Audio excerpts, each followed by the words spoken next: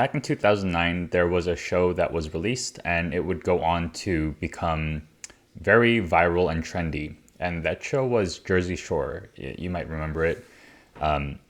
When it was at its peak and many people were watching Jersey Shore, the main actor, Nikki, also known as Snooki, was given a Gucci bag. She was mailed a Gucci bag and given for free as a gift.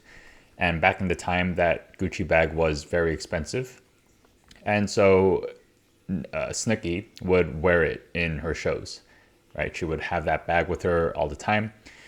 But what was interesting was that that Gucci bag was mailed to her by a competitor of Gucci. It wasn't Gucci themselves.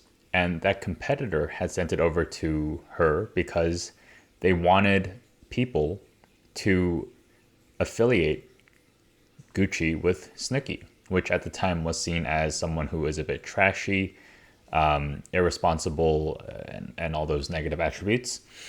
And so we see the power of, or we were able to see the power of aspirational marketing, which is the idea that we will make decisions that bring us closer to the person we believe we are or who we aspire to be.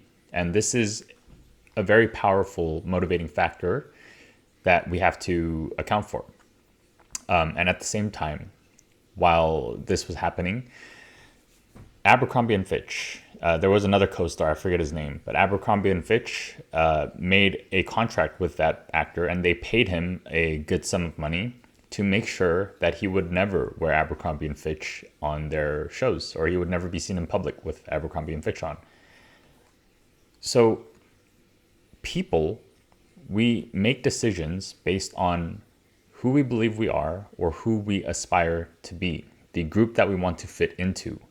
And we are always pinging outwards and seeing what's going on and making decisions based on that.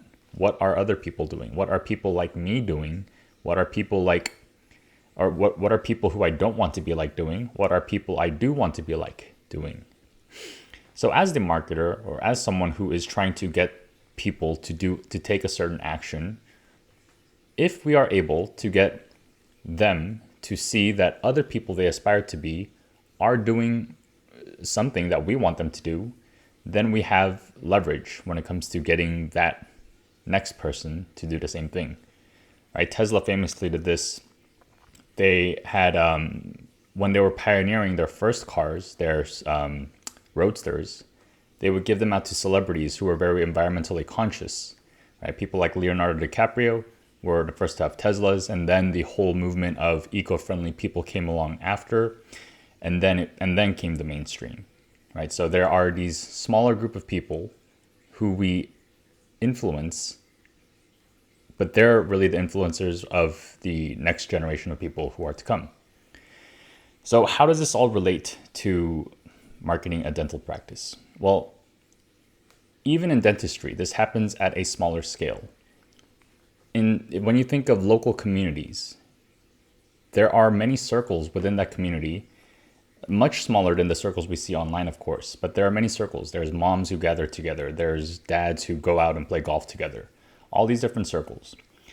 And so our goal can be to influence people who care more about dentistry, who want something deeper, who aren't satisfied with the way dentistry is right now, because as humans, we're always looking for more and better ways to do things. So if we can come up with a better way to provide dentistry and draw the initial people who then go out and tell others about why this version of dentistry is better, and if we're able to attract the people with influence who other people aspire to be like, then we have, or even a group of people that other people aspire to be a part of, then we have a strong foothold in being able to influence other people. And that is one of the most powerful forces we can have, is the influence of others. How we can actually leverage this is to, again, start by identifying who is that group of people you want to attract first, the ideal patient group, and then designing everything to be aligned with them. And I've done many, many videos on how to create that attraction and design your practice for those people. And then once you do, becoming remarkable so that the people who do come and visit your practice have something to tell others about your practice. And so the parent who now wants to become a better parent, who wants to associate with other parents who they aspire to be like, who do they send their kids to the orthodontist? Or which orthodontist do they send their kids to?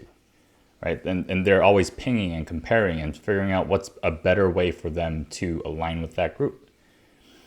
So that really is a big part of the game we want to play if we're looking to scale.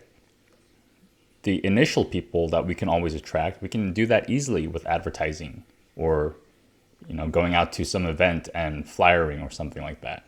But when it comes to word of mouth and getting something to spread, think of who are the initial people that are going to be there. Will they attract? Will they represent a group that others aspire to be like and align with? And if so, then you have something that you can really start to leverage. All right, that's it for today's video. Hope it was interesting, and see you guys in the next one.